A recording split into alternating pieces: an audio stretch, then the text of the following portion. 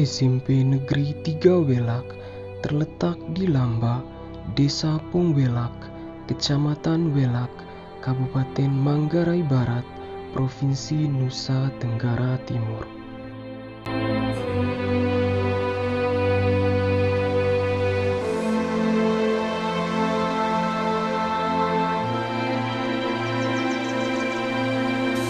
Saya Gaudensius Francisco de Pasionis, mahasiswa PPG dalam jabatan Universitas Negeri Makassar.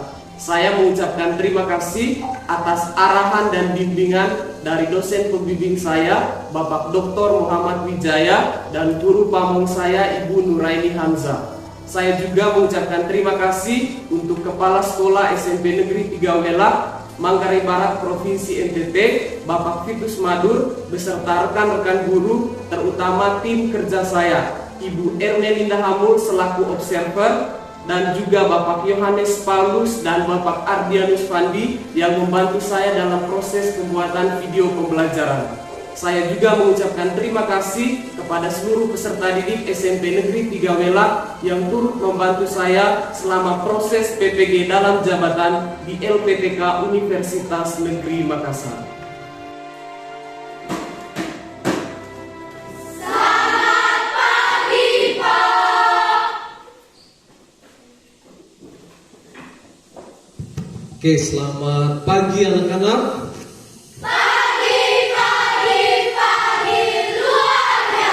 Oke, bagaimana kabar hari ini?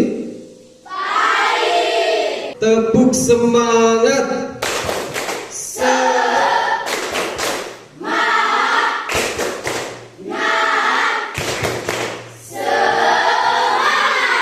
Bapak Guru dan teman-teman, marilah kita siapkan batin kita untuk berdoa.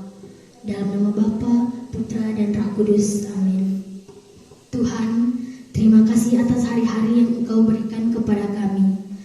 Indonesia, tanah airku, tanah tumpah darahku.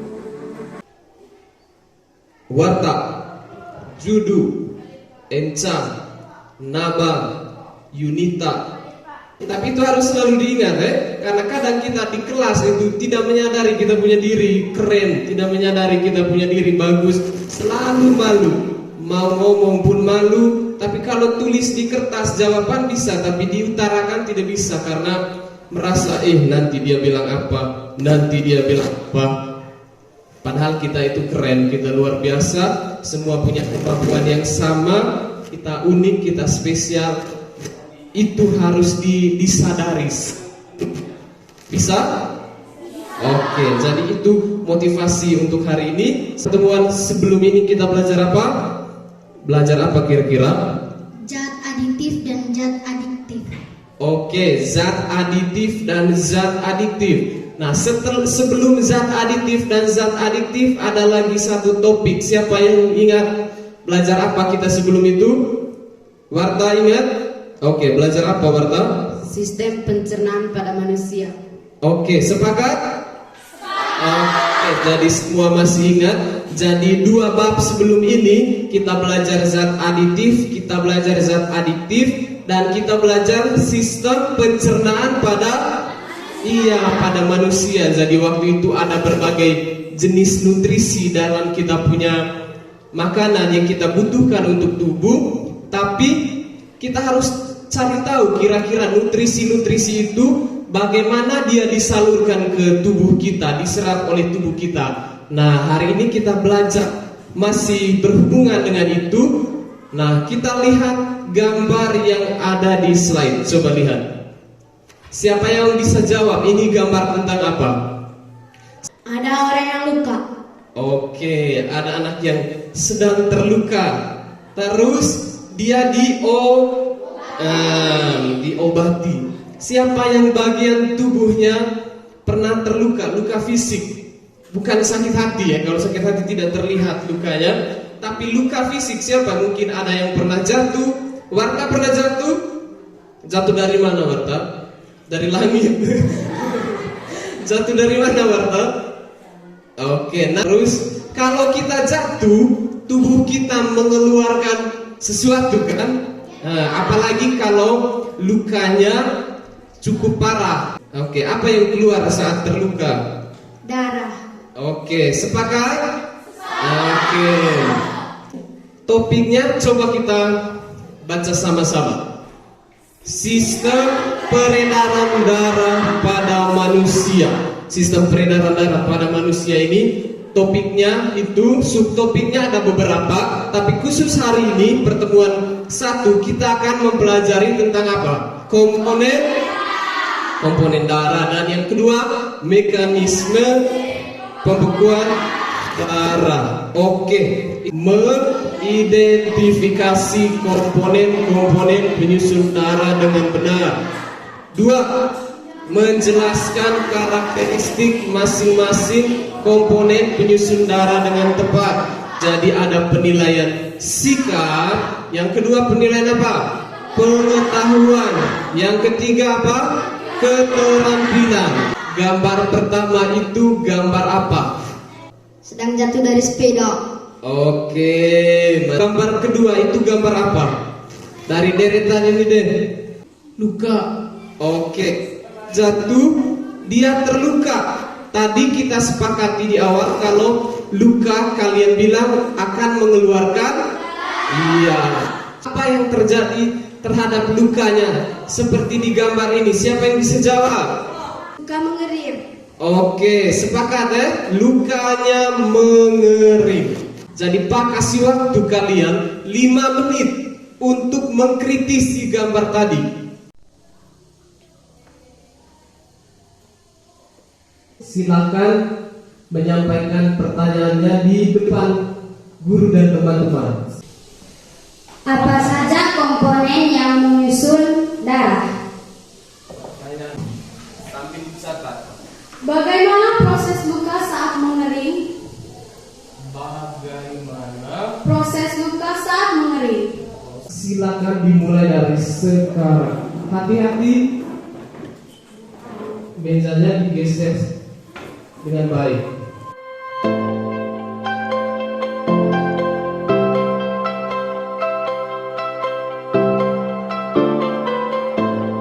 Maka Pak akan membagikan LKPD kepada setiap kelompok.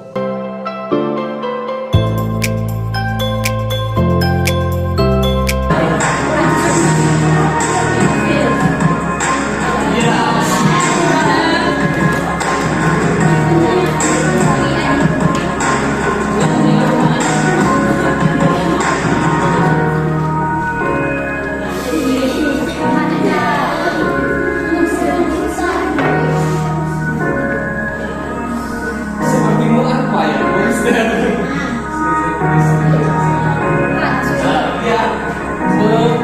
Dia shred the bakteri into pieces, jadi menghancurkan bakteri yang berkepi-kepi.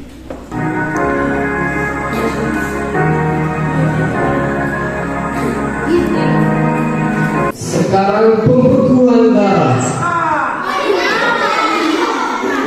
Ini tangannya nabang nih, tangannya nabang nih. Nah, itu bagian buka ya. Nah, langsung sikap.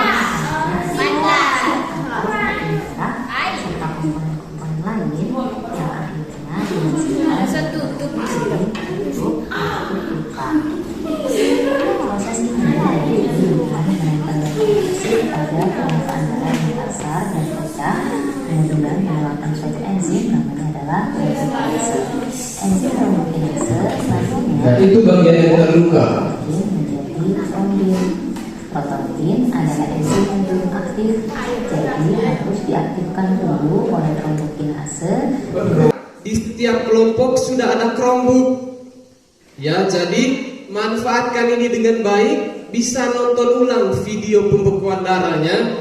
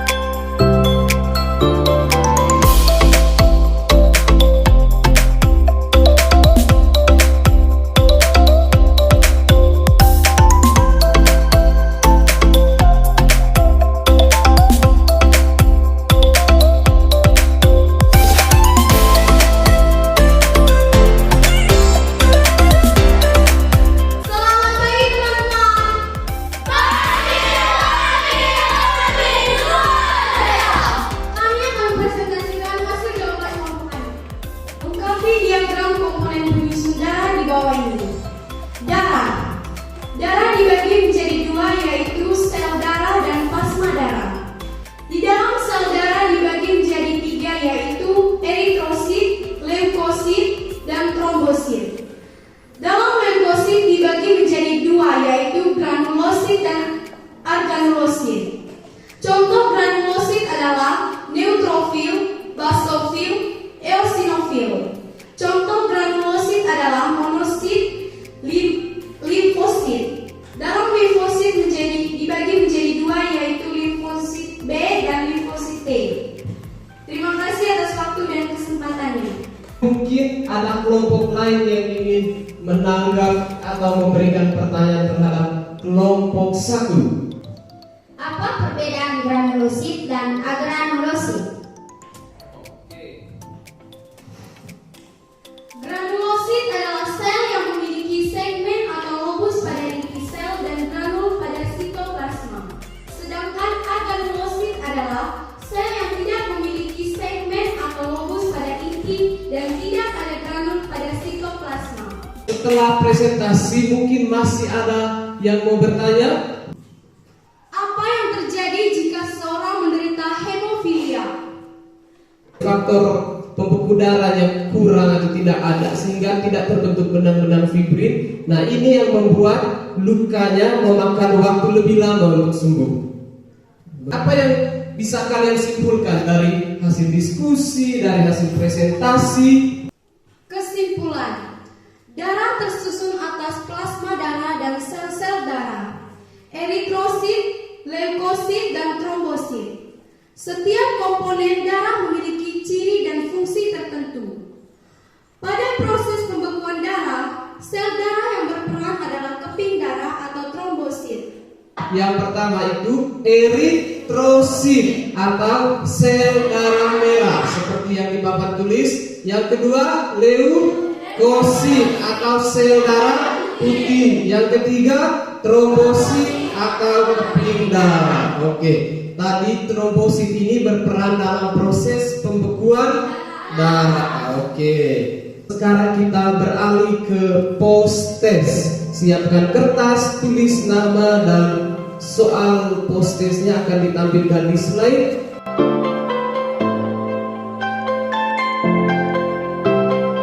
Besok kita lanjut tentang penggolongan darah. Pagi, jadi ingat besok kegiatannya tetap seperti ini. Kelas dibersihkan dan siapkan belajar baca buku tentang penggolongan darah. Bisa? Oke. Selanjutnya kita akan mengumumkan kelompok terbaik. Jadi semua ketua kelompok silakan maju. Kelompok terbaik akan dapat satu kotak ini ya. Oke. Yang satu kelompok 6 orang. Oke. Oke, ini semuanya tenang. Mana supporter kelompok 1? Oke, yang kompak itu juara itu biasanya. Kelompok 2, kelompok kurang itu. Kelompok 3, kelompok 4. Apakah kelompok 1 atau 2 atau 3 atau 4? Dan the best group of the day goes to pemenangnya kelompok 1. Oke. Dan sebagai nomor 1 tunjukkan 2 jempol yang tinggi-tinggi. 2 jempol tinggi. Oke. Lihat Andi bermain dengan Diki. Oke. Kemudian ada Sarah datang menghampiri. Kalau ingin mendapat nilai tinggi, rajin berdoa dan belajar setiap hari. Nama Bapa, Putra, dan Roh Kudus. Amin. Tuhan, terima kasih atas kesehatan dan kekuatan yang telah Engkau berikan kepada kami. Tepuk semangat.